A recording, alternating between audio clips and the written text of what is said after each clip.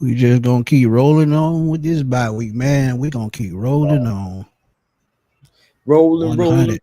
rolling, keep rolling, rolling, rolling, rolling. Man, ain't nobody asked your ass to get into Corey. What's going on, folks? Man, y'all know what time it is. Helen, Yeah, it's a Sunday night. And we not doing a post game, man. We just doing a weekly checkup. We didn't do a show Tuesday.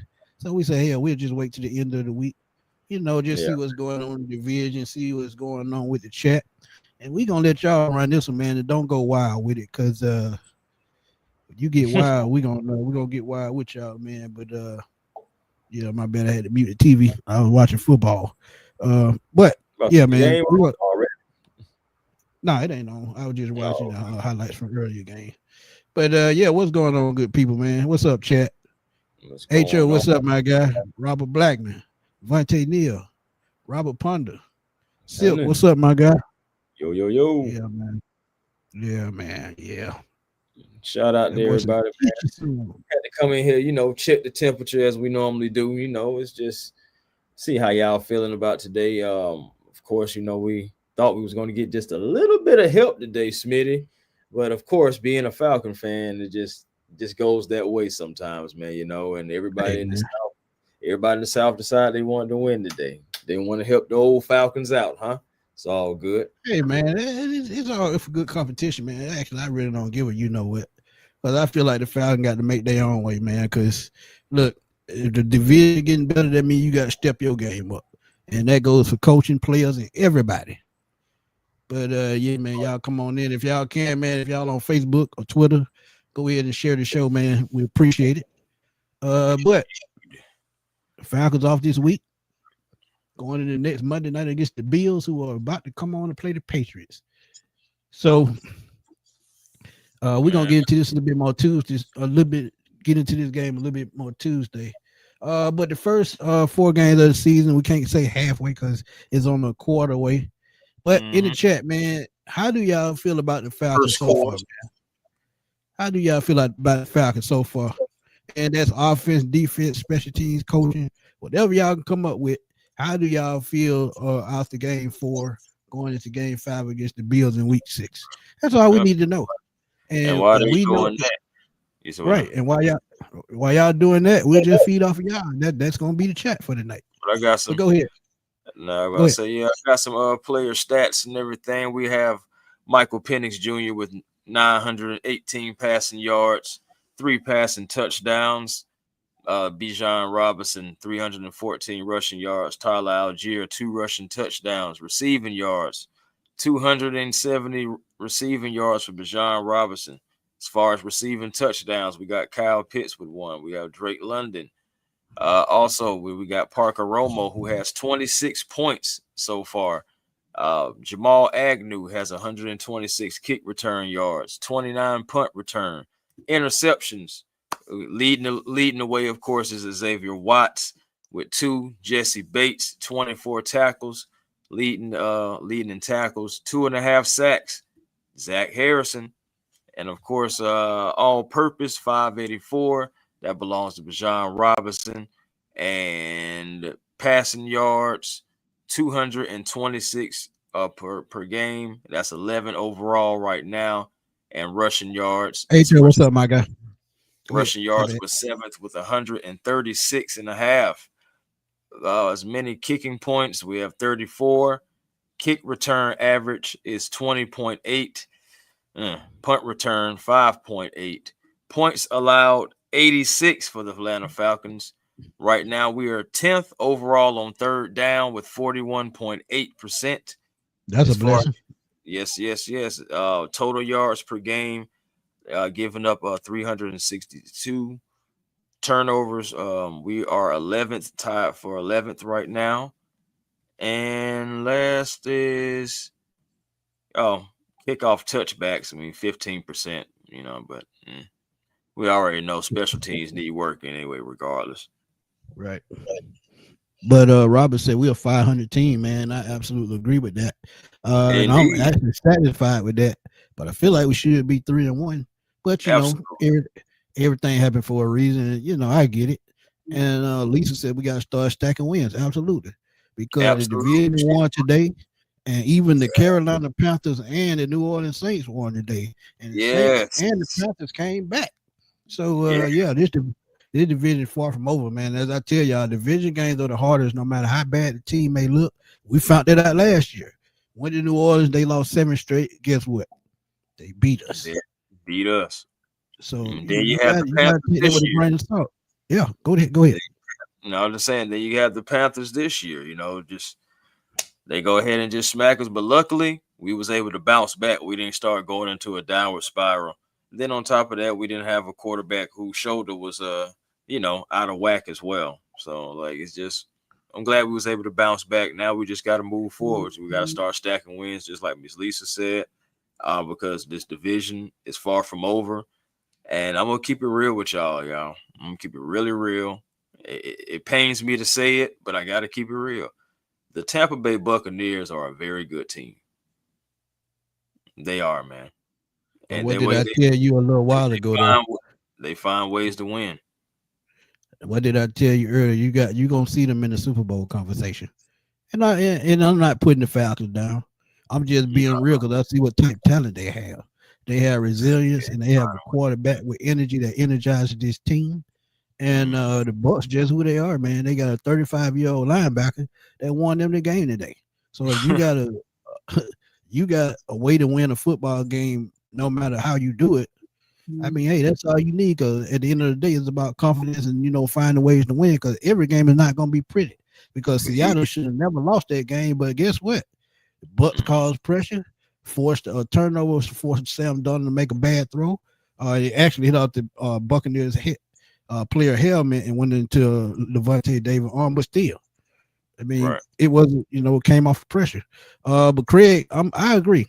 Offense needs to get better with play calling. Zach, with him on the hot sideline should help.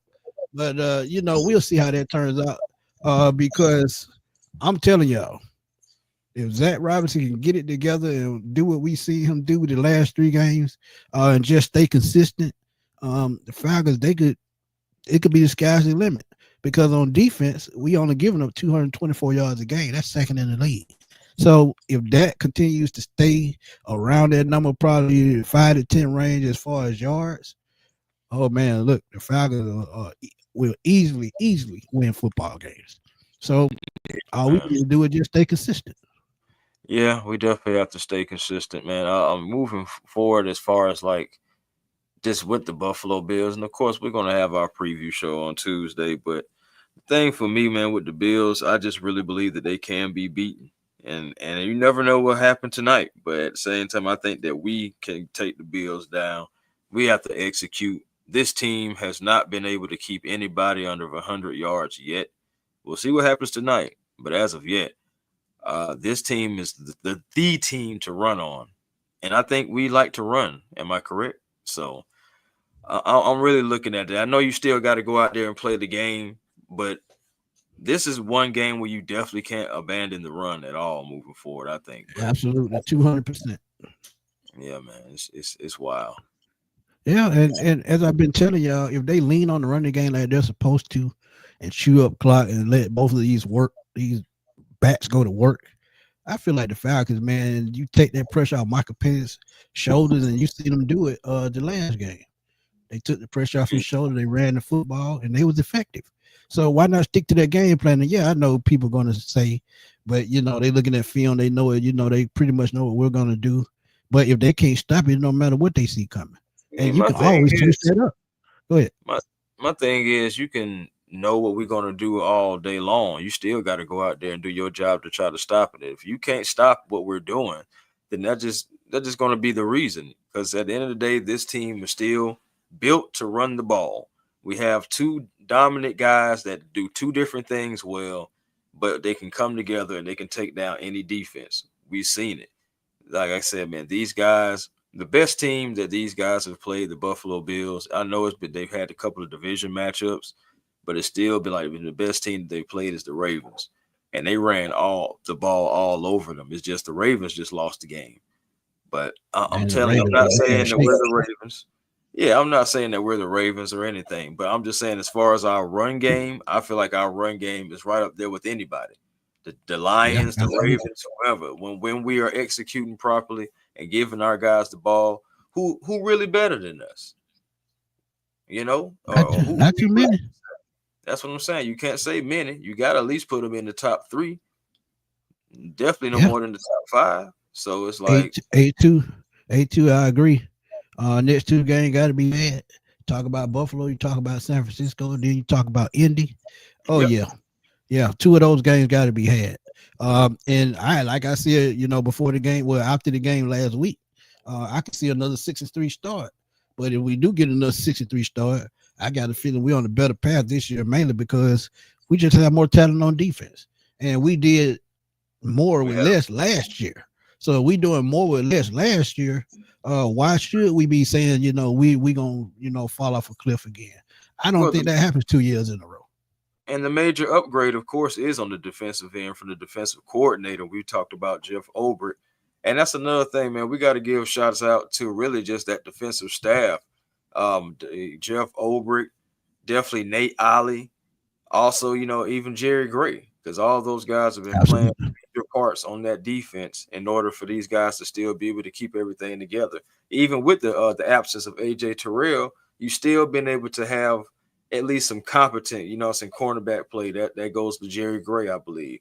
And then, of course, that defensive line, you're seeing guys generating the pressure. And when, of course, you already know it's not just about, getting close, getting your hands on that quarterback. That's key for this defense, especially being young guys, getting your hand on the quarterback, being able to rattle the other quarterback.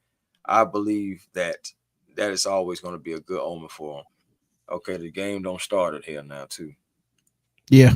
I mean, New England got the ball first, so we'll see what they do. But Zay said Giants isn't a good team. I expected them to lose, but I was still rooting for them. Carolina had a back gain over 200 yards today, and that was true. Man, any given Sunday for real. And it's not the Giants don't have a good team. I just think Brian Daboll, I think his message has gotten stale. I expect him to be fired at least probably by tomorrow, or not, if that, by the bye week. But I don't see the Giants keeping him around much longer, because I think they won the game. They're 1-4, I think. So yeah, it ain't no need to keep him around, man. And it's not all his fault, because the front office has made some very bad decisions. And they think about it. We talk about the Falcons. The Giants have just as much talent that they brought in. They brought in Brian Burns last year. They still have Thibodeau. They still have Dexter Lawrence. Man, forget all that. They still let Saquon Barkley walk out the door. Yeah, but see, that's what I said. Front office. So front office make bad moves. That's something they just got to pay for. Go ahead. Yeah, that would have been Bijan Robinson for the first down. But anyway, I'm just like, man, you just that's why I don't like, watching the games and all that stuff like that, because I just be assuming, and I'd be watching our own team and be like, man, we could attack them just like that. Okay, boom, that's Bijan. He's the better back. We can probably do this, do that. But it make you want to do that though, seriously, because I'm just saying, like, it's not just about watching this game and just scouting them. We gotta figure this out. This is the measuring stick right here. Regardless, talk about elite team, Buffalo undefeated. Right. And if they come into Atlanta undefeated, you win that game, that gives your team a boost of confidence. So it means, think about this, Smitty. If you can take down Buffalo at home, that can really catapult us until the second quarter, third quarter of the season. Seriously. Just that momentum. What I mean. Yeah, mentality. Yeah, it changes your mentality as a whole. I mean, if you beat one of the elite teams, they're gonna put up in your mind, we can go out and do this every Sunday. Why not? But Jerome, I think you have a point to a certain extent, but I feel like our cornerbacks and our defensive line have they worked out very well. I feel like the front seven is making it, taking a lot of pressure out their secondary. Yeah, we give up some plays during the game, but that's any game. That's just the NFL. It's not college football, so you're just not going to shut everybody down completely. But I just feel like, our defenses played great together. Like I said, 224 yards a game. It's not bad. And as I'm looking at it with the wide receivers, once you get everybody back healthy, our wide receivers will be fine. And you have wide receivers on the practice squad that could come in, spot start Chris Blair. David Seals, who we saw last game. So I just think, I just think we'll be fine, man. I just think we just got to trust the coaching. I hear you, but I can't even lie. I do feel what Jerome is saying as far as like it is a few pieces. We're okay right now, but long term though, we know we have to still make some improvements. I already see it. Cornerback too, definitely. I know people are talking about nose tackle. I don't necessarily think that we're going to go nose tackle, but JB, what's up, my guy? Go ahead. I say with cornerback too for sure. So it just yeah. Zay said all those teams you named Smitty are playing good ball as well. We got to take at least 2 to 3 of the next 3 games. Yeah, I said that, Zay. Yeah, we absolutely do. It's a must. It's absolutely a must. Henry said, I'd rather see the Falcons get hot on the second half of the season, win the close game, now and start cooking later. Absolutely, because it's all about hitting that stride at the right time. You hit that stride at the right time, say like week 14, week 15, and you get that confidence going like a steamroller, ain't no stopping you. Because I'm telling you, what made me believe this was, I think it was 2009, if I'm not mistaken. The New York Giants went on a late season run at the end of the season at 9-7, and they ended up winning the Super Bowl as 9-17. So ever since I saw that, I said, man, I don't care what you got going on. If you can just sneak into the playoff with the right momentum, you can beat anybody. And again, if our coaching can hold up and coach like they're supposed to, look, I'm telling you, this team is sky's the limits. Xavier says, I'm going to be doing some self-scouting tonight in this New England versus Buffalo game. As I believe we're all kind of doing that, but them boys done got after Drake May already. Yeah, I saw that, man. They definitely got them after him because that front, man, that they have a good front seven. They can't really, tackle like that as far as like trying to stop that run game. They're not good at that, but they can get after the quarterback. They generate pressure. They get QB hits as well. So our offensive line will be tested as well. But one thing they pretty much do the same thing we do. A1, they rotate in and out. And they have a deep rotation. Yeah, that's what I mean. That's what I'm saying. They're going to be coming after the quarterback regardless. But the thing about it is too, their offensive line can be had as well. It's going to be a good battle. It's really going to be a chess match between both teams, their coaching staffs. That's what it's going to come down to. Who can out-coach who, I believe, at the end of the day. Because we both have things going for ourselves. If you look at the quarterback, of course, since we love Michael Penix, but let's be real, Josh Allen is the better quarterback overall right now. And then, But if you look at that running back core, yeah, they got James Cook, but we still got 2 guys that can be starters in this league, and Bijan and Tyler Algier. So it's like when you start looking at the tail of the takes, honestly, man, and you go all the way down the line, it's not too much that the Bills really have over us, though. We can go out there and attack this team, and if Jeff Ulbrich had this defense humming, if we could possibly even get AJ Terrell back or just get some healthy pieces back, period, and just to run after these guys, man, I'm telling you, we can possibly beat this team, and we're going to be at home. So that means the home crowd, we have to be in our seats. We have to be in the building, man, because them Buffalo fans going to be there. They're going to be there to support this team, especially if they continue and win this game tonight and stay undefeated. They're going to be there regardless, but they're definitely going to be there if they're still undefeated coming into Mercedes-Benz. Agreed. And Daniel, he said we beat the Bills. I can't. He said I can see a 7-game winning streak, and I'm gonna just say it like this, Daniel. I just take it game by game because everybody prepares different, and we just don't know what we're getting. So I mean, I get how you feel. If we beat Buffalo, then that gives us confidence, and I agree with that. But I'm gonna just take it game by game, and if they win game by game, because like somebody said in the chat, with the way the teams are winning today, look at Indy. We played them in a couple of weeks. San Francisco, they just had a big win the other night. Jonathan Taylor had 3 touchdowns today. So I mean, it's just how you prepare for these teams. So I would just say prepare week by week and just trust this coaching staff week by week. Now, if we go on a 7-game winning streak, I wouldn't be surprised because I know we had that kind of talent. But at the same time, I just know it's any given Sunday in the NFL. Execution, man. You know how tough it is to go on a 7-game winning streak in this league. Not saying it can't be done. I'm not saying that.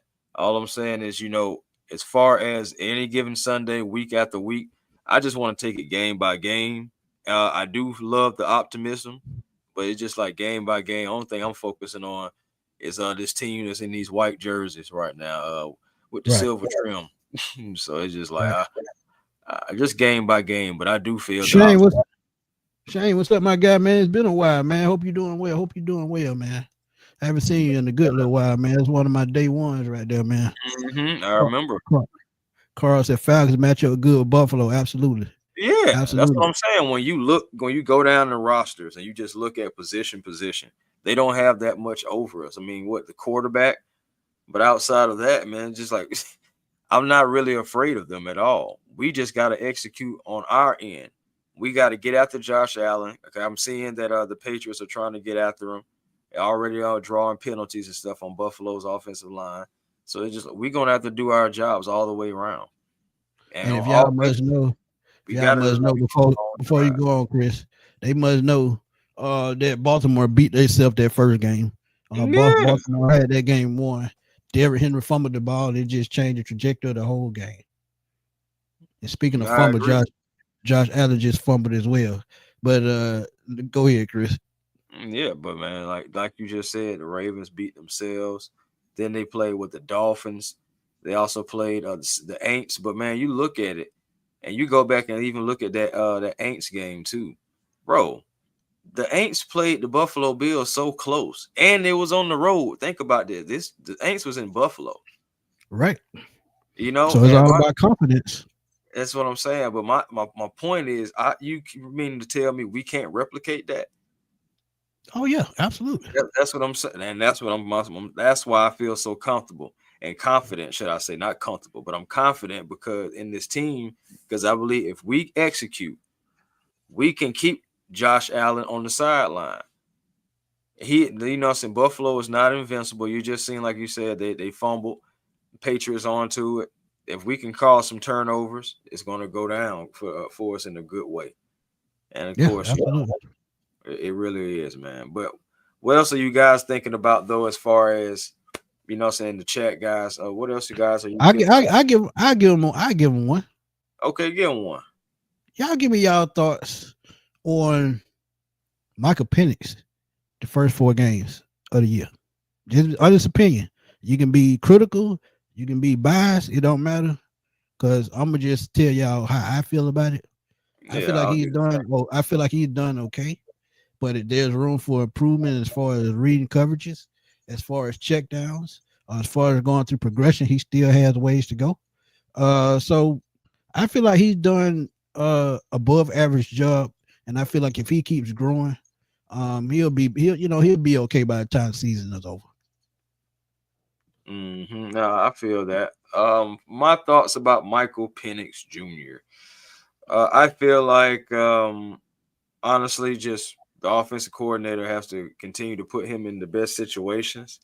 I think Michael Penix has to continue to just play his game, focus on his throws, just continue to get better at his throws, pocket presence, I believe was stronger last game. Just can be consistent with it, planting your feet, being able to set your feet. Don't be back there with the happy feet, as they like to call it. And, accuracy looks pretty good to me overall. Of course, I know there's a couple of footballs he would like to have back. But overall, I feel like, the accuracy is coming along. This is like he hasn't even played 10 games yet. You think about that, too. There's so many other guys that have so much more experience than Michael Penix Jr., too.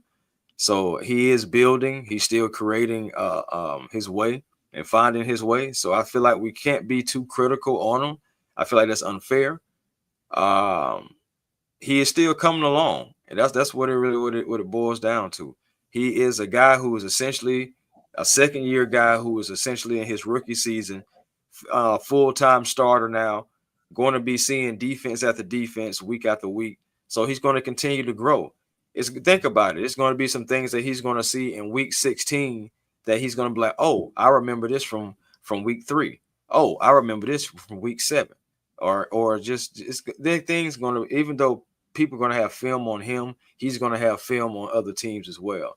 So, Right. and with him being able to dissect, I think overall he's going to continue to get better and better on reading those coverages, on reading those check downs, on not staring down the receiver, anything like that. It's going to be anticipation. I'm expecting more of a timing, anticipating throws type Michael Penix like we see in the last game, not necessarily like what we saw in the Panthers game. Yeah. And Mike said I would like to see Mike Penix develop long enough. His clock is really fast in his head and getting rid of the ball, and that's absolutely correct. That's mind blowing how quick he processes things. But he still need to process and go through progressions a little bit better. If he does that, then it's not all his fault because the scheming with Zach Robinson, then the coaching, they fire I hear you. So I guess he was a problem since Drake London and the guy showed up last week. So I guess he was a problem. I guess it was just something I didn't see. But yeah, his clock in his brain is extra fast. He processes well, but that's got to translate as far as him going through progressions a little bit better. Now, when he can do that, I think he'll be much better. Yeah, because that interception that he had against the Commanders, he didn't have to do that. Right. I know he wish he had that one back. Pretty sure the one against probably both of the ones against the Panthers, he wanted those back. But you can't look backwards. You got to look forward. Just take it. Don't necessarily forget about it. Take it and learn from it, so you can be able to counter when they try to hit you with it again. Like I said, he'll see it again come week 7, when week 16, week 15 is going to be something that happened back in the early part of the year that he's going to see again. He's going to recognize it. Because I believe, I believe he has the intelligence and the capability and the awareness to be able to do all those things, man. So I'm feeling good about Michael Penix in the first 4 games. Again, you think about the competition that we faced too. Division matchup against the Bucks. Now, so we also have, of course, these Bills coming up. Then you had the Panthers, even though I know that was a game to forget, but regardless. He's still getting his reps and experience, and it's week to week. That's what you're going to love about it, because we're going to see the wherewithal with him. Right. We're going to check what it all is going to be boiled down to. Big Bro said to beat the Bills, we would take it. What we've been doing on defense and offense, we had play calling got to be on point. That's 200% correct. That's 200% correct. Zay said my evaluation of MPJ very similar to Smitty. He's had good moments in the first few starts of his career. He has to clean up a few mechanics and just trust what he sees. And that's absolutely correct, because I feel like if he was farther along with going through progression, he would have never threw that in pick 6. I just think he was panicking, and he didn't even get to set his feet. So once he gets comfortable with doing that and just working in the pocket like he's supposed to, we won't see these type of mistakes. And hopefully that gets better sooner than later, because as the season goes on, it's going to be more crucial with as far as mindset, how you starting to view things. And if he has the right confidence, like just like going into week 10 and 11, it's different from the confidence he has going into week 6, because it would have grown to the point where he is confident in what he sees on the field. So if he does that and goes to his progression the right way, he's going to become a better quarterback, and then we'll see exactly what type of talent we have. And I think we have that type of talent. So, yeah, we'll see, man. But, Shane said, I think he's doing okay, but the offensive coordinator is killing him with some of the play calling. Yeah, absolutely. 200%. Go ahead. 300%, to be honest, because that was, bro, I mean, we seen it clear as day, Michael Penix being frustrated, not being able to get the call, so some of this stuff is being so predictable. We already know that. So, but now, and my thing is, even though we were predictable, we changed up a few things, but we still remained the same. As far as, us against the Commanders, we were just able to stretch the field and do things just a little bit differently, but the play calls were still similar and still the same, though. Right. And moving forward, I just, need the offensive coordinator, Zach Robinson, to continue to let this offense evolve with Michael Penix. Understand that Michael Penix is a special talent. And you can't always, just because he's a young guy, so always try to restrain him with certain plays and everything. You got to let him take his lumps because that's how he's going to learn too. And Yeah. then like that, just You like how can't he's tolerate learning it. right now. Yeah, in the Right. pocket. You think about it from just in that little short span from week 3 to week 4. It looked like two totally different guys. But that comes with the experience. He had to take his lump. And and he took it well because look how he responded in a big game at home that you had to have because you could not go 1-3 at all. But think about this though, A1. And this is why I don't understand why. And this is a good point by Ski. He said he needs to start throwing bullets and put air up under the football. That's absolutely true. Man, we've been talking about that. But what they have to do, if they're so confident in what they're building with this offense, and they know he ran this offense in college, why not try to unleash him the best you can? If you open up the playbook to the point that you see he can make certain plays, every week you should try to build on that. It seems like first week they tried to open up playbook just a little bit, but didn't work. End up losing. Going the second week against Minnesota, they opened it up a little bit, but they predicated more on the run, which they should have been doing. And then the third week, when they opened up the playbook, no consistency. You calling most of the pass play. He threw the ball 45 times, I think. 42 times. Can you even consider that even open up the playbook? We was running some of the same plays over and over all the way down the field. Yeah, that's true. So much so that we were so predictable that guys just started sitting down on the routes. Yeah. So it's just like, again, like even in week 4, I mean, regardless, you had to do what you had to do. And we didn't play against Jaden Daniels. We played against Marcus Mariota. But at the end of the day, you still got to go out there and play who you're going to play. And I was just so happy that we was able to take care of business against, a playoff caliber type team like the Commanders, because we already know in the past, we guys would roll out of bed and beat us. Salute. Appreciate you, bro. Have a good night, my brother. Yes, sir. But yeah, man. Yeah, so I get what you're saying. So I'm glad that at least the Falcons were able to still, come in and win that big game, because again, you cannot go 1-3. And honestly, I don't think you can go 2-3 right now either. So that's why I'm saying you gotta have this Buffalo game. I know it's a long shot to a lot of people, but if we execute, y'all, Buffalo can be going down. Seriously. But of course, everything got to work together. Offensive coordinator, quarterback. The quarterback is going to be so important.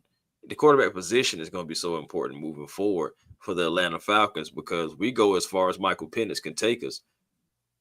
Seriously, like no matter what he's doing, like we go as far as like he can take us, because eventually it's going to become games to where Bijan and Tyler are not going to be able to, and it's going to be some times to where Michael Penix is going to have to do it. Similar to how it was toward the end of that Tampa Bay Buccaneers game, to where he had to take matters in his own hands. But I know some of that had to do with the play calling as well. I get it, but I'm just saying, like, as far as just being in that moment and going to go get it, it's going to be times where that's going to have to happen again.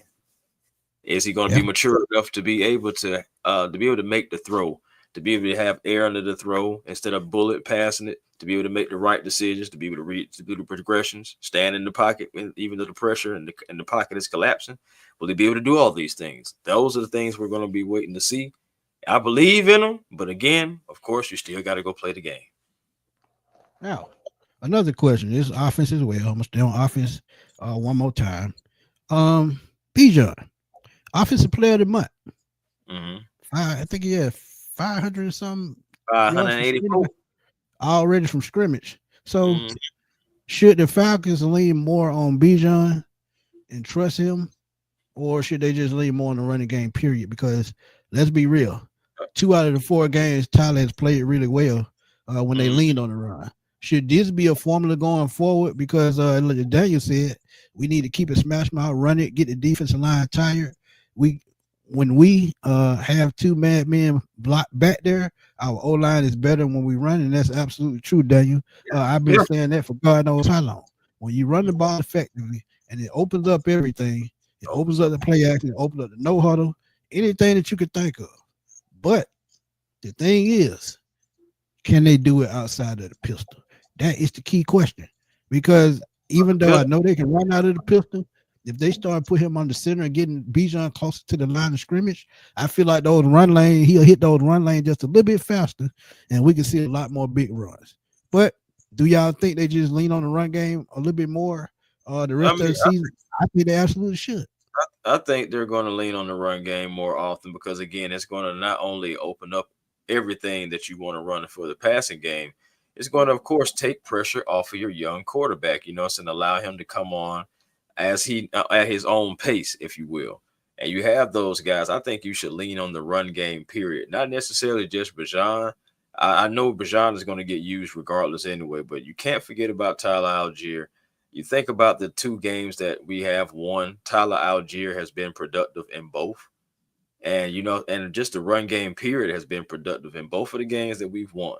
It's always just been under, and then Bijan Robinson, anything over 75 yards so far, the Falcons have been successful. Anything under it, that he just has not. But again, Tyler Algier can't have any more games this season where he only has one carry, period. That's just malpractice. I feel like as an offensive coordinator, because you have these dual backs that can go out and do different things, can go get you yards. You have one guy who doesn't want to be tackled, and I only say that because he's trying to get down the field, as in Bijan Robinson. He's going to make you miss. He's going to make you miss in space. There's no way you're going to be able to get him one-on-one. I get that, but Tyler Algier, he wants all the smoke. Yeah, come on and touch him because he's going to touch you back, and then I promise you, you're not going to want to see that in the fourth quarter. 2-5 coming at you, freight trainer. I mean, just look at him at that 15-yard run. Homeboy thought he was going to tackle Tyler Algier until he ended up as a stain on the football field. So that's what I'm saying. You can't get away from those guys, man. Right. Run. JT, that's what I've been saying for the last 2 years. Run the ball and wear down the defense. If they do that against a Buffalo team that's aggressive, you're going to push them off the line and put them on their heels. And if you do that, you can see more Bijan in the pass game. You can see more Kyle Pitts. And shout out to Kyle Pitts, man. Yeah, Kyle Pitts is slowly finding his way back to 2021. And you love to see it, man, because even I myself, I've talked about a trade. Even though I probably knew deep down inside it wasn't going to happen. But the way that things are going right now, if he just continues, I can see them franchise tagging him next year, as I've been saying. Franchise tagging him and then try to make him do it one more season. Because you got to remember, Kyle is still only, 24 years old, 23, 24, so he's young. He still has a ways to go. So, yeah, I mean, if he keeps going, I can only see him getting better and better. And getting back to 2021, Kyle, that's going to help Michael Penix a whole lot. Why? Because he has the arm talent to get him the football, no matter if it's in the seam or no matter if it's running down the sideline between the numbers, outside the numbers. But I just feel like Kyle, he's been doing his thing, man. I just hope he just keeps getting better. He's been the most consistent wide receiver we've had in the first 4 weeks. I mean, again, even when Drake, went down, it was still Kyle Pitts. You think about every game that you involve Kyle Pitts in, he's been productive. So, I give him a shout out, and I'm with you when you're right. And right now, Kyle Pitts has been right. Yeah, I just wanted to let that one sit right there. I hope everybody saw that because I'm telling you, those guys cannot stop the run. They have yet to hold a team under 100 yards rushing so far. So we're gonna see what tonight. That's just like we were talking about Washington last week. How we were supposed to take advantage of them not being able to, stop the pass. They were giving up. They were in the bottom two. I think they were 31st against the pass last week, and we took advantage of it. So we have to take advantage of Buffalo, going in again. So we'll see. Appreciate you, Ben. Appreciate you, family. But yeah, let's flip it over to the defense, man. Let's flip it to the defense. And we got to start with Xavier Watts, man. And I told y'all during the draft, during the draft process, draft night, I said, man, we just got a third first round pick. And if you look at his numbers, 22 tackles, 4 pass defense, 2 interceptions. I told y'all the Falcons had a beast with that kid, man. And he's only going to get better. And he's learning from Jesse Bates, one of the best in the game. So My He's gonna be. question to y'all. My question to y'all. How can he get better and how much more could the Falcons use him? I just want to know y'all thoughts on that because I just feel like they still can use him in multitude of ways. You got to remember he plays special teams too. So he's out there on special teams. So how do you think the Falcons utilize this kid, to get the most out of him?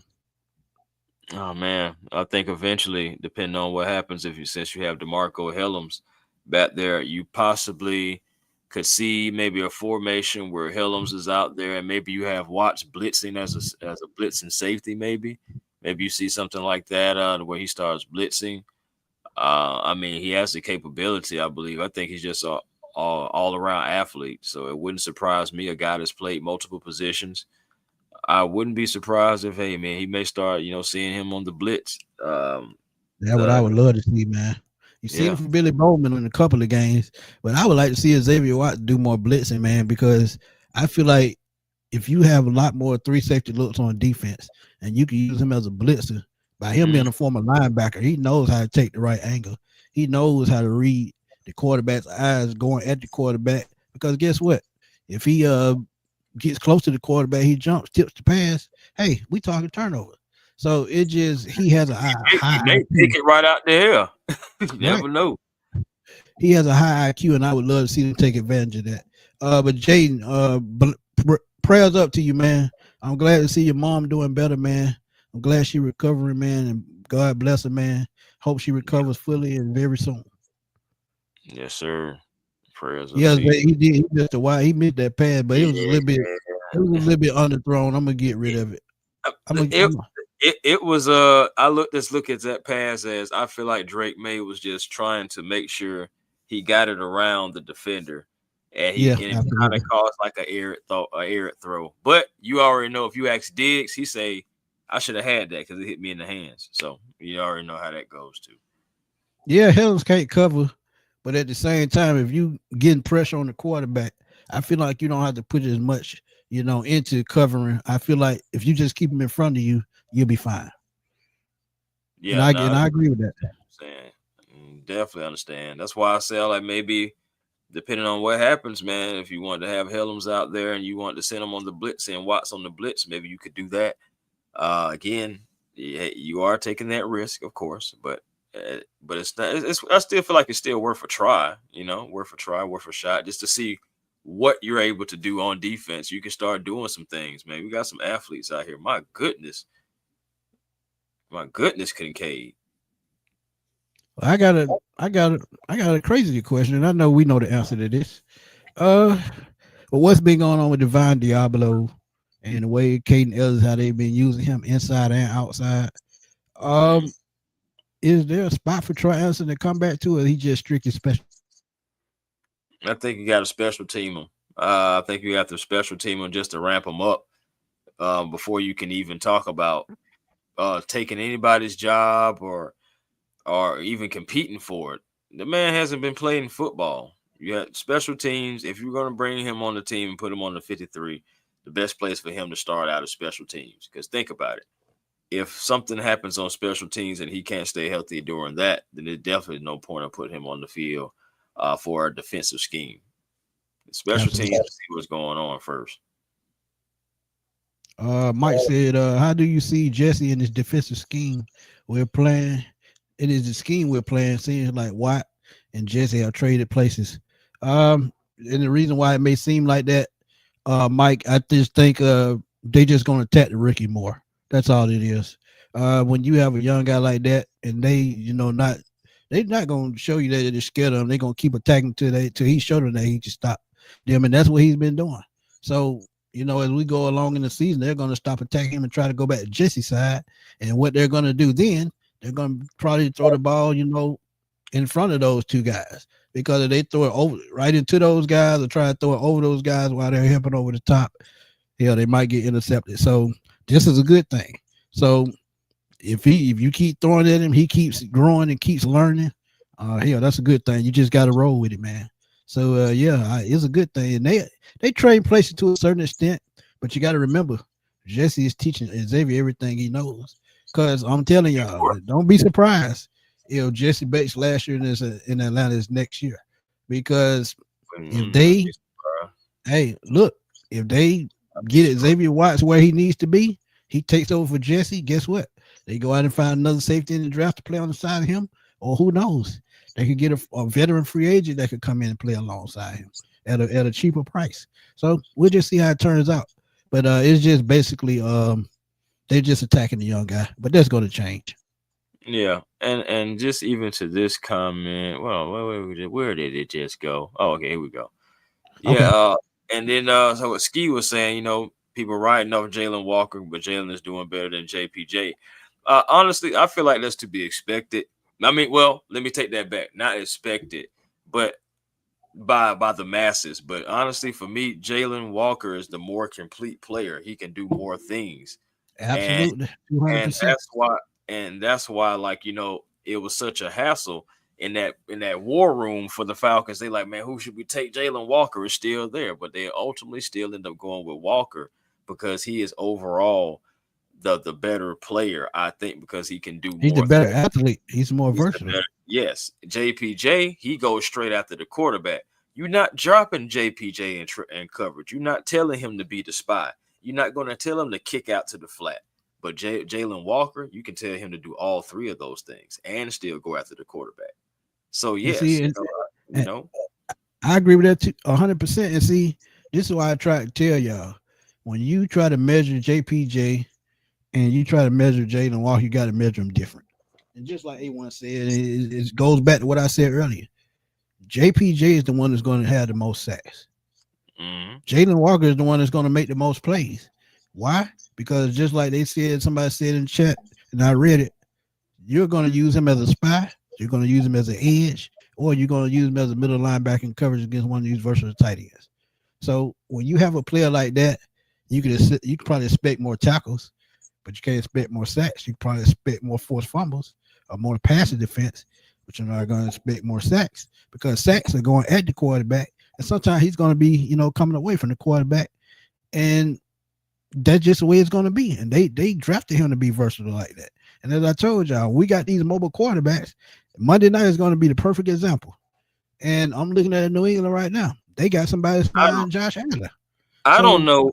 I'm sorry, bro. I don't know what the heck Drake May is looking at. Piss poor coaching. Piss poor coaching. Yeah, that's all it is. Drake May has already where he's had a guy open if he anticipates the throw, and it just is not there. Not learning, poor coaching, not learning in the film room. That's what it boils down to. All the things that you see going into game day is shit you done seen on film already to prepare for the team. If you're not picking it up in the film room and the coach is not helping you pick it up in the film room correctly, oh yeah, you're gonna have problems on Sundays because nowhere in the world that pass should have been. I know you say he threw it behind the defender, but he's got to get that ball out faster.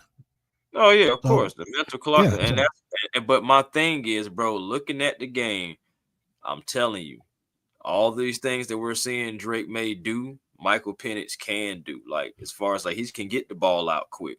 I feel like as far as like that throw, he had Stephon Diggs open for a first down. All Diggs should have been doing was turning around and catching the football.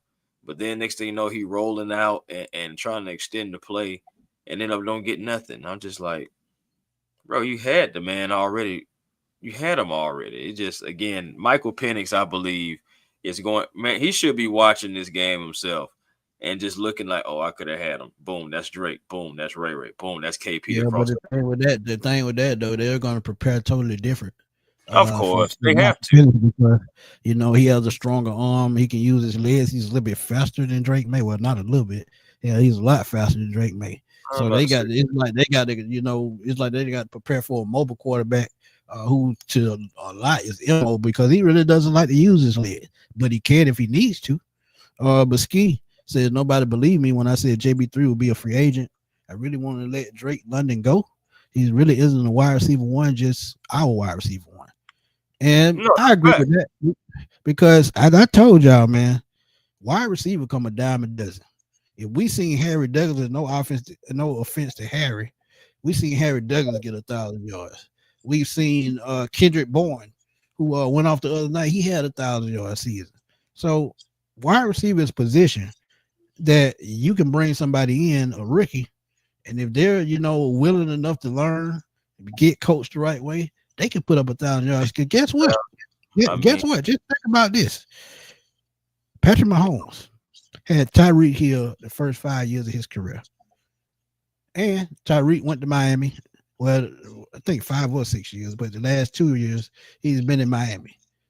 But just think about it. His leading target has been a tight end. Why can't Kyle Pitts be that guy with Michael Penix? See, the thing about it, when you have a guy that can take over a game like a Michael Penix, it's scheme though too, bro. Like it's scheme and weapons. Because you think about their weapons over there with KC. It's Kyle Pitts. Sorry, Travis Kelce has been like the best receiver over there. It's been a revolving door of wide receivers, and just when they think they got their guy, Rashid Rice, boom, suspension, 6 games. So it's just like, and now they're dealing with Hollywood Brown, who's been off and on. Xavier Worthy right now. Right now he's dealing with the shoulder still that happened with Travis Kelce and an ankle right now. I'm glad you saying that because that goes right back to my point. Tyquan Thornton was a former, I think, 2nd or 3rd round receiver. I think he was in New England actually. And guess what? He's become the leading receiver for the Bills the last 3 games, and he's a 2nd round receiver. And I think he was cut by the New England Patriots because they didn't think he had it. But that's what I'm telling y'all. When you come in with the type of scheme and it fits what you like to do, it's go time. You can say that $30 million.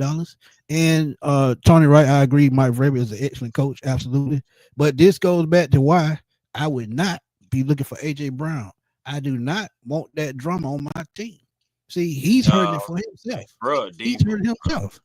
And another perfect example, Chris. Another perfect example. Chris Godwin. Chris Godwin has been a lifelong number 2 guy, and he's been fine with it. He's been productive. So if you can go out and find back in a minute too, that's a crazy thing. Yeah, they have winning games without him. But I know Worthy been back though, Ski. It's just that they got him listed on the injury report as of right now as questionable with the ankle and with still dealing with that shoulder. So that's all I'm thinking I was saying. But I know he did have a big game though. He did. And think about it too, Chris. Look at Ibuka, what he's doing in Tampa. I think he had 160 some yard receiving today. Oh, rookie. That guy's different. So when you look at that, man, if you can go in the draft and find one of those guys I would say the 2nd round, because the Falcons don't have a first. Imagine you find a guy that productive in the 2nd round. You gonna give Drake London $30 million? No, you're not. And you would probably pay Kyle Pitts at that point because guess what? He's not going to be $30 million. He's not going to be $27 million. And he might not even be $20 million. So these are the type of decisions that you have to make. So yeah, I would not waste money on the receiver, man. That's just me. That's just my opinion. I'm real with you though. In my mind, there's only 2 guys who are as long as they remain productive. There's only two guys that are really like a lock to actually get paid on this team, and they're both on offense. Bijan Robinson and Michael Pittman. Yep. That's it. Everybody else is obsolete. Just keep it real with y'all. And we not saying that they shouldn't. They will not sign him because they might give him a contract. But I'm telling you, to me, it would be a waste of money because if you have a quarterback in place that can use any receiver that you put in front of him, why you need to pay $30 million for a receiver? Make it make sense. I just want to know. There's no shot to Drake London because he's an excellent receiver. But we talking number 1 guy. We talking about Jamar Chase, Justin Jefferson, CD Lamb. We can go on and really CD is not really a number 1. I like George Pickens better than I like CD Lamb. I said I ain't gonna lie to you, man. For me, I like George Pickens more than CD Lamb too. But I ain't gonna lie to you though, bro. I can't do Chris, CD like that. Let's keep it real. Number 1, bro. Let's keep it real though. Okay, real quick about CD. Would you take CD over Drake London? Healthy CD Lamb, healthy Drake London. Only because of speed and route running. I feel like his route running is superior. Just saying. Yeah, I would. And let's be real. If not for that knee injury what George Pickens had, he was a top 10 pick. The only reason and his antics. If he didn't have those antics on the field, that knee injury during the draft process, he's a top 10 receiver. We probably would have took George Pickens instead of Drake London. I'm about to say we take him if he didn't have the antics, because you know how the Falcons feel about certain people with antics prior, you know, so you know how they feel about people with antics. You know, they don't, not a whole lot of guys, you know, are gonna get on this team that have like issues and stuff like that and getting into it fights, you know, all that stuff like that. But yeah, I'm telling you, like regardless, I think if he didn't have that going on, even with the knee issue, we probably still take George Pickens. Absolutely. I agree with that. Outside of like maybe Garrett Wilson, you can make an argument for him. But George Pickens to me was like the best talent as far as like all around the wide receiver. And you can see it. You see it in Pittsburgh when he gets the ball, he does special things. He's doing the same thing in Dallas, and he can't keep his head on straight. And he's doing the same things in Dallas now, and he doesn't even have the other guy to take pressure off of him and CD Lamb right now. You have him being the number one, and he's still out there going out there balling. I know they played the Jets today, but it's not just today. It's been like really like all season. Like Pickens is balling. And they traded for him, man. It's just a 1-year rental because they're not going to be able to afford George Pickens. He might not get $30 million, but he's going to get about 20 to 25 because people know what his potential is. Mm-hmm. If you know what that potential is and you can see it, why not go for it? What's up? Who that sports? What's good, my guy? What's good? Hey, we got the link. We got the link up, man, for the Saints games. Facts, you know, hit me up on Twitter, man, at fatboysnell_21, and we can link up for the Saints preview. Yeah, we'd love to do that, man. Look at this here. Go ahead. My bad. Go back. It said, do you think we should grab George Pickens? I seen your video, Smitty, about getting Pickens.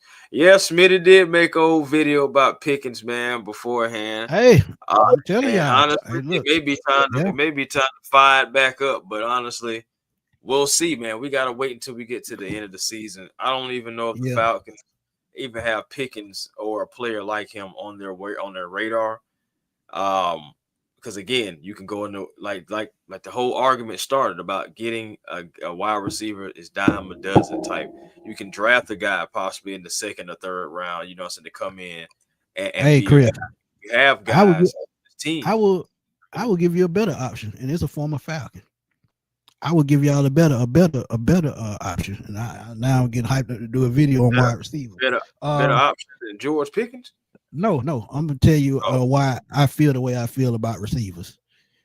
If you go back 1994, this guy named Terrence Matthews was on the Jets the first 3 years of his career. My guy.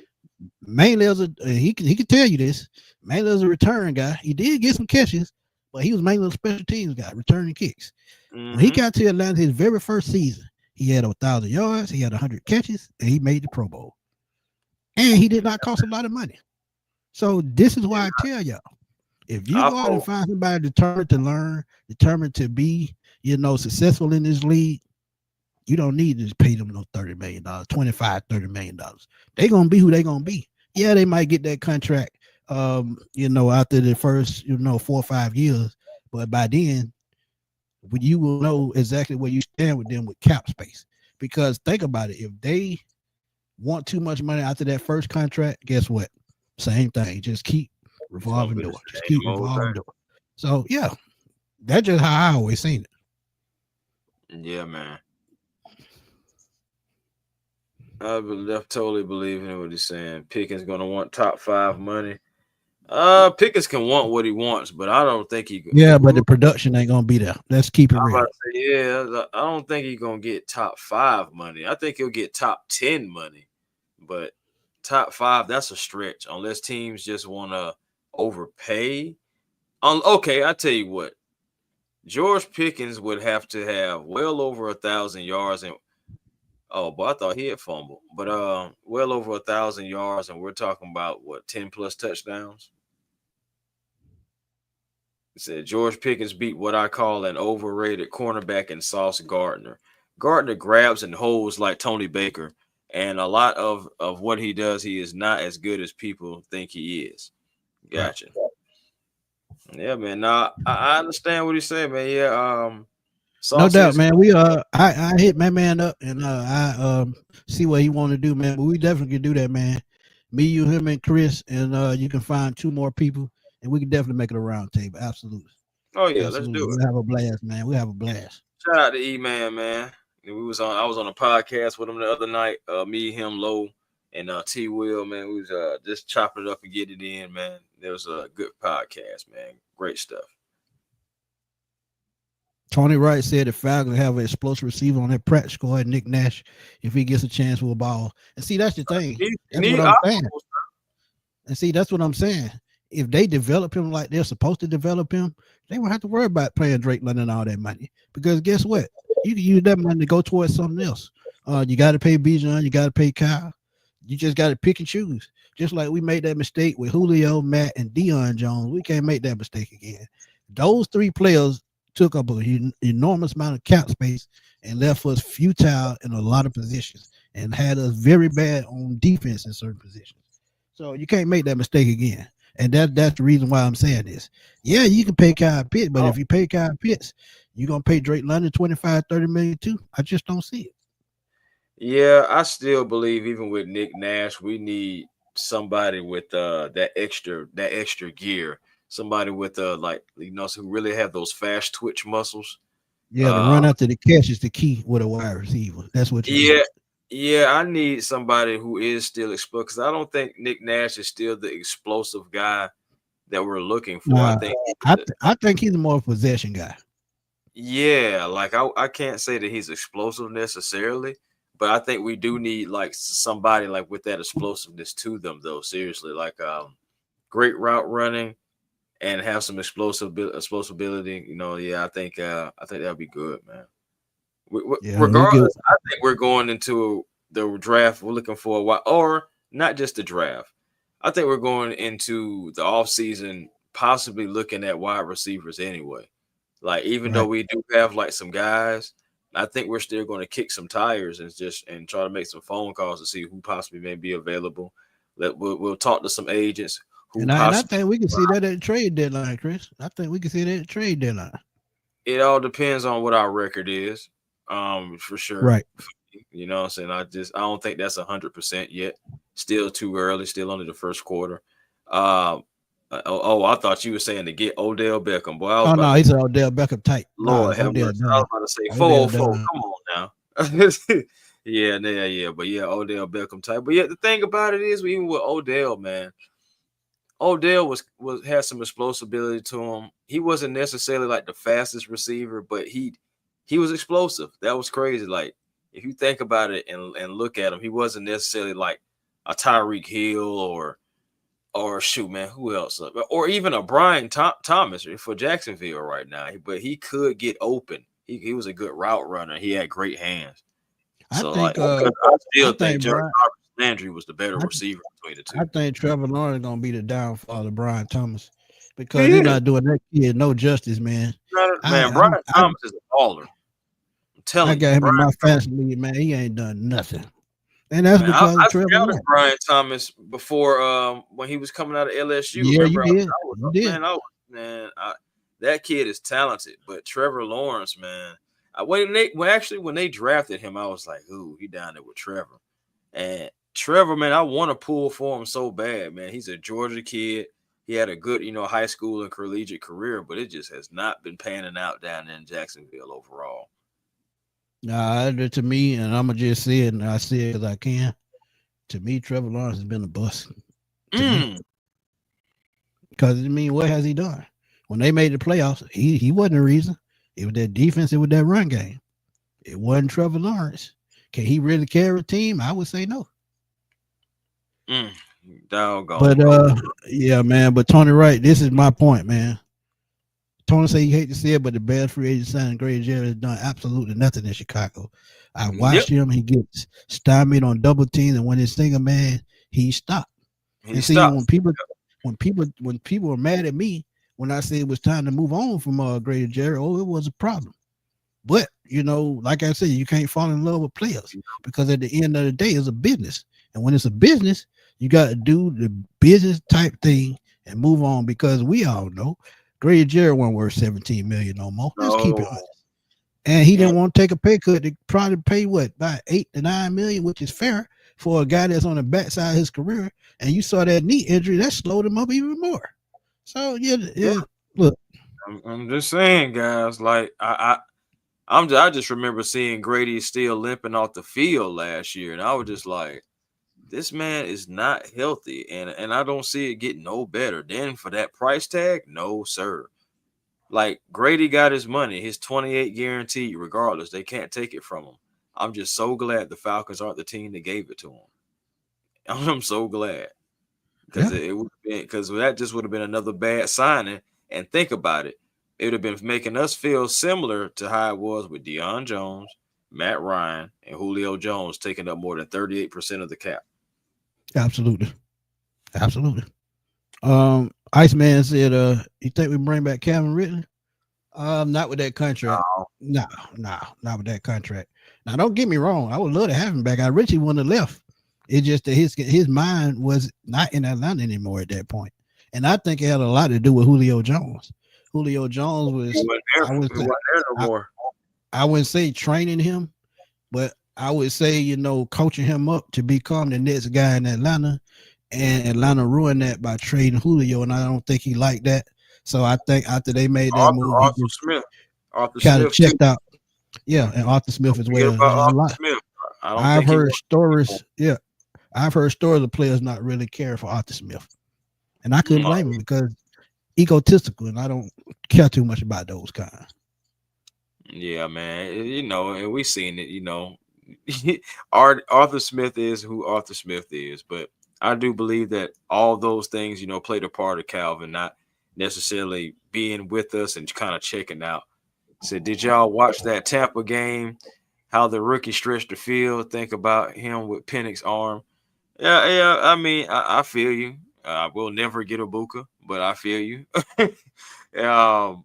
Like especially at this point, man, it's that kid is different. But Baker Mayfield, it goes with the quarterback as well. Baker Mayfield is making the right plays. The offensive coordinator, you think about it, they're on their third offensive coordinator. So that just lets you know how good the quarterback is for them.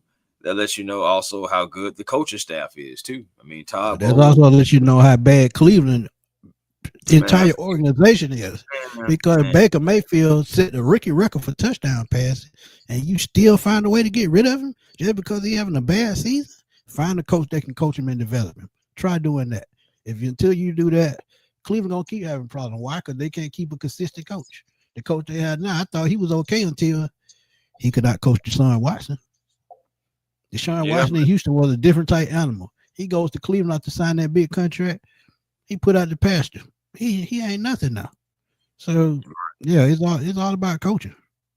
Yeah, that's what it comes down to, bro. I'm telling you, like it really does. Kenny, appreciate it. Yeah, like coaching does matter. It does, bro, and it always will. Don't get me wrong. Talent can sometimes outweigh a little bit of coaching, but just think about when good coaching meets good talent. You start winning a whole bunch of games. You start being more and more relevant. And that's what I want for the Atlanta Falcons. Just continue to move forward. It is the Drake May to Stephon Diggs show for sure. Right. And see, that's the thing, man. Cool beans. It's all about coaching. And just like Chris said, Eddie Goldman, perfect example. I said last year, a lot of people, they just look at the sacks and look at the way he's doing with tackling. Eddie Goldman made a difference last year in the run game. If he wasn't plugging holes, he was, taking on double team for the linebackers to eat. And that's the type of play you need from your interior line. People always just look at sacks and tackles. No, it's about the type of play you have on the field when it comes to making other players great. And when you can do that, you're doing your job. Absolutely. So Julio Jones only had 100-yard game after he left Atlanta in 2021 game versus Tennessee at Seattle. 4 catches, 151 yards, and a touchdown. He did nothing the rest of his career. 21, 22, and 2023. And I'm going to tell y'all, and I'm going to be honest, and I've said this on many occasions, y'all that follow me know this. Julio Jones should have been gone 2 years before he got traded. We know this. No, Y'all you might not did. want to hear it. Y'all No, might not you want to hear it, but I'm gonna keep it real with y'all like I always do. no, you Yeah, did. Julio wasn't the same Julio. And them After hamstrings, 2019, bro. yeah, after 2019, Julio was done. Let's keep it real. That's a good question. Alicia Shepherd got. So are Yeah, y'all sold yet on Zach Robinson? I wonder if he's getting credit for Bijan's natural that's talent. that's an excellent question. This is gonna be a short right here. Uh, Mm-hmm. Lisa, I'm gonna be honest with you, and I said this 1,000 times as well. I'm not sold on Zach Robinson mainly because he's his first time being an offensive coordinator. And when you're a first time offensive coordinator, you need your quarterback to lean on for you to help, keep developing, keep, perfecting your craft. And I don't feel like he's gotten to that point where he's, perfecting his craft. So he's still growing. And now that he's with a second year quarterback, they're growing together as if when he was on the field last year With with Kirk Cousins. Kirk Cousins with his eyes on the field to help him along and help him develop. But now that he has to do it on his own, now you see more struggles. So now he has to go back to the drawing board. He really has to dig in and put his foot in the dirt and just get off the running with these guys. Because when you talk about the quarterback position is the hardest position in sports. And then you have a guy that has to coach them up. And then when they have to coach them up, guess what? We really see who they are. So yeah, he's growing and he's getting better as time goes. But she I would asked you, say are you sold yet on Zach Robinson? And simple answer no. Simple yeah, answer is no. and I'm gonna go ahead and just pick it back off of what you were saying, brother. I'm not sold on Zach Robinson yet. And a part of that is because I believe Kirk Cousins was brought in to be somewhat like a player coach for Zach Robinson to be like, okay, all right, is this one right here good enough? Is this right here good enough? No, take that out. This is what I'm seeing. This right here, we can work with this out. So I do believe, one of the reasons why we were 6-3 last year was because of the player coach, Kirk Cousins as well with that first year offensive coordinator. And now, just like you said about it's all on him now. Now we get to see, really like the magnifying glass being on him and seeing exactly like what he's capable of with, can you develop this quarterback? Right. So that's what it's going to be the main thing See, because that's that goes back to what I was saying. Yeah, that goes back to what I was saying. Last year he had a quarterback. He didn't have to develop a veteran quarterback. So now that he had to develop a quarterback, now we're going to really see what he can do and what he's made of. But that's again, what gets you the jobs, I'm going to still say, speaking of the job, that's what I'm about to get into. Also, when you look at it, I'm still wondering in the back of his mind, is he worried about that Oklahoma State job? Because that could cloud the judgment as well. Because if you're trying to worry about more than one thing at once, worrying about what's going on in front of you instead of what's behind you, that could be a distraction. So handling the distractions to me will really show me how how much faith we should have in him. Just put it like I that. will say this. I was watching him, trying to see how engageful he was in this last game. It seemed like he was better locked in. I will say that. I will give him his credit for that. He was more so locked in. But again, there's only one game. And it's been so many times that we've given guys, one game or maybe even 2 games. But, so it's still a long season. We have to see the consistency. Us as Falcon fans, we deserve consistency. So we need to start stringing together games of consistency.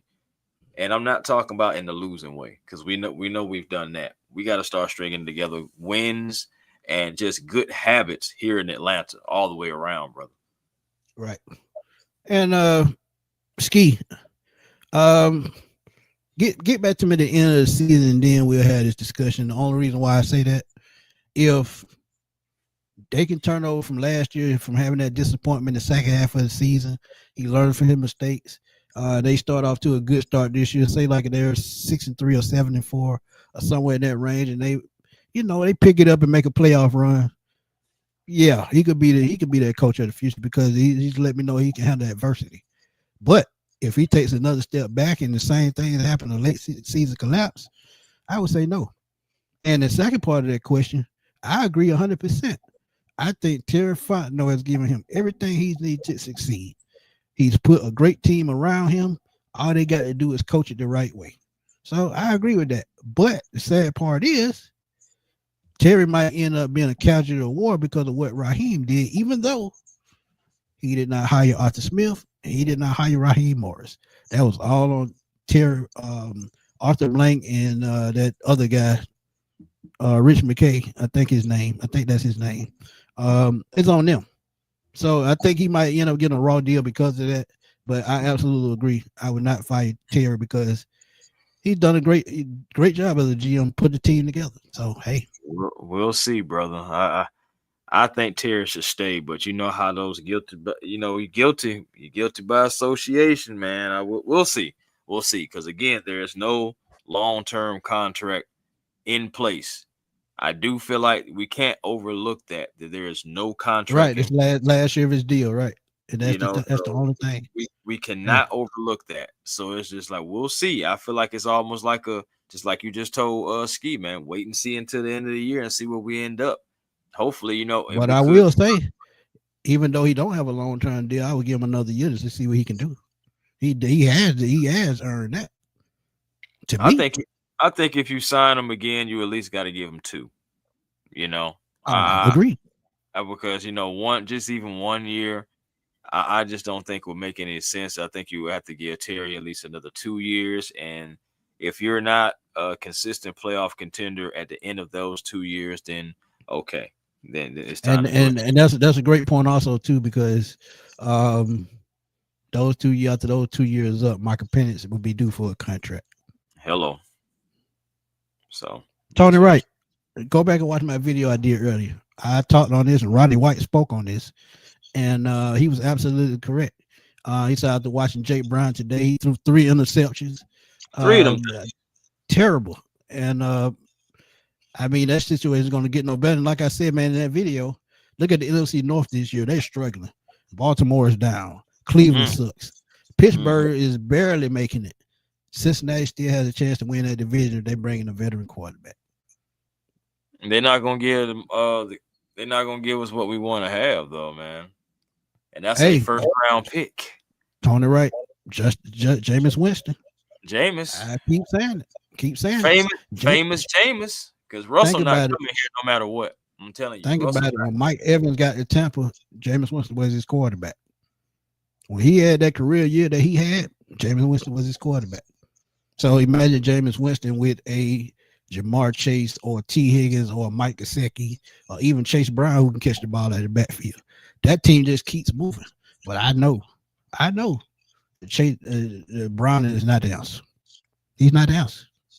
No, and again, Wilson's not coming here. I'm telling you, it's not going to happen. Yeah, Zay, absolutely. When Shanahan knew he was going to go out for that 49ers coaching position, I just think he was worried about that and not really focused on Super Bowl at that point. And it showed in the play calling because God knows Devontae Freeman broke a 50-yard run and never ran the ball again. Who the hell does that? Oh, man. I have so many theories behind that, man, and why that happened, but it just shouldn't have happened at all, man. It really shouldn't have, because you're talking about a guy who he would have kept running the ball. Devontae Freeman would have been the freaking MVP of the Super Bowl. Oh, absolutely. Easily. And then my thing is Julio Jones, how in the world in the Super Bowl, regardless of what's happening, I don't care what the coverage is. The stat line that Julio Jones ended with was just appalling. So that's what I'm saying. Like, this is the big game. Ain't no way in the world I'm not having Jet Jones at least with like 5, 6, 7 catches. Let me tell y'all about that playbook thing. See, this is the thing about the playbook. The playbook got X amount of plays in it, and at any point, any time, you can switch them plays up to any way you want. Mix them up any way you want. And you can scheme them up to not even look like, what you see in the damn playbook. So at the end of the day, it's just coaching lost that game. Coaching lost the game. They didn't adjust. I know you, man, when he returned that Robert Alford returned that interception, I just knew we had our first Super Bowl. And they should have been thinking the same thing. How do we keep them, off the field? And common sense would tell you run the football. You were doing it handily. So yeah, it's coaching. Definitely, man. So yeah, at the end of the day, bro, that's water under the bridge. I hate to always bring it up, but all right, well, I hope that we Man, it don't bother me no more. I've been over yeah, that shit yeah, it's all 2 months good. after it happened. Cause I mean it's just a game. At the end of the day, it hurt, but it's just a game. Have you watched And the like Super Bowl since? Have you watched that I don't Super watch it Bowl about I don't watch it 4, 5, 6, 7 times. It don't bother me like that no more. 5, 6, 7 times? I just look at it as we just blew it. Point blank period. I've watched it in its entirety only one time, but I've seen probably like the third and fourth quarter, maybe about 5 times. I watched the whole thing about 5, 6, 7 times. It don't Yeah. bother me. So like I said, hey, It's over with. Ain't nothing I can do about it yeah, anyway. it's over with. It's part of history. People can bring it up, but that don't bother me either. Because guess what? Some Nah, teams still ain't made a Super Bowl. yeah, still ain't. Ski, I'm gonna be telling you, if they try and do that, they set themselves up for failure. Arch need another year in college, and he needs somebody that can help develop him because Sarkisian definitely not that guy. Man, old Stark. Old Stark. They lost to a Florida team with much less talent and got almost blown out. They did come back, but that game shouldn't have been close, man. It shouldn't have been nowhere near that close. No, I agree. But yeah, man. But another Yeah. great pop up show, man. Not a great pop up show, man. We had to come through and talk to y'all since we hadn't seen y'all all week. Y'all know I was still putting out video, but I was also taking a break. I didn't put out as many videos this week because I needed my bye week too. But I still had to put out some content. So y'all know I was still alive and kicking. But Oh we will yeah. be back Tuesday, man, for the Buffalo preview. And I will also have my 3 key to victory Tuesday. And if any news drop during the week, I got y'all, man. But Chris, you know what to do. Oh yeah, man. At the end of the day, it's all about Smitty and Chris UGA destroy Kentucky. What's your reaction to that game? They Not they, surprised at all. they won the game they were supposed to win. Yeah. And they should have beat Alabama, but they beat themselves. Yeah. Yep. Just that simple. Honestly, I felt like they was going to bounce back in that game anyway. It was the perfect alley oop, to be honest, and they're simply just a better team than Kentucky. So they just got to stay focused moving forward. They can't really worry about what other teams are doing. They just got to continue to win, and I feel like everything else will work itself out as far as like playoffs and everything. So yeah, Facts. Appreciate later, you, man. Shane, man. Appreciate you, Shane, man. Come through, man. Miss talking to you, my brother. Thank you, But guys. yeah, Thank you. Yeah, man. Y'all can find me A1 Forever Sports. That is the platform on YouTube. Hey, man, come over, like, comment, and subscribe. I know I'm working on some things over at A1 Forever. Actually, like I've been revamping my channel and doing different things. So, like, about to start rolling out some more of these pre-recorded videos. Like my brother Smitty. He been telling me for like the last 3 months, but it just been trying to get my work schedule and everything together because, like, at the end of the day, unfortunately, sports is not quite the primary just yet, but working on it. So again, come on over, like help. it'll get there. It'll get Oh there. yeah, man. That's what I'm saying. Man. Come on over there, help me get there by helping like, comment, and subscribe, and help get me out there in their algorithm so more people can find out about A1 Forever Sports. Also, catch me on the Hawks Digest as well. Just putting out some videos right now, so revolving around training camp. That's where we're at right now for the Atlanta Hawks. So I'm ready for the Hawks to be back. I'm ready for the optimism. I'm ready. In a minute, we're gonna have Hawks back tomorrow. So again, we got to get ready for that as well. 22nd, I believe we have the Toronto Raptors. That's going to be the start of the season, right around the corner. And I believe it's a Hawks event coming up this week too. I believe on Thursday the 9th, I'm gonna see about trying to get down there for that. Because it's time to wrap up the Hawks content, just like Falcons are gonna be. We're gonna be knee deep in the season for that. So just come on by, man, at the end of the day. And Twitter, A1 Forever, Instagram, A1 Forever, and the real A1 Forever on TikTok, man. Smitty. Yeah, quick Here, update, man. Antonio Gibson, man, he crying as he walked out the field, so I'm guessing he got a torn Yeah, ACL. So yeah. So prayers you up to seen him, that man. hit? You seen that Yeah, hit? but his foot got planted in the ground before somebody hit him, He and did. and that hit just made it worse.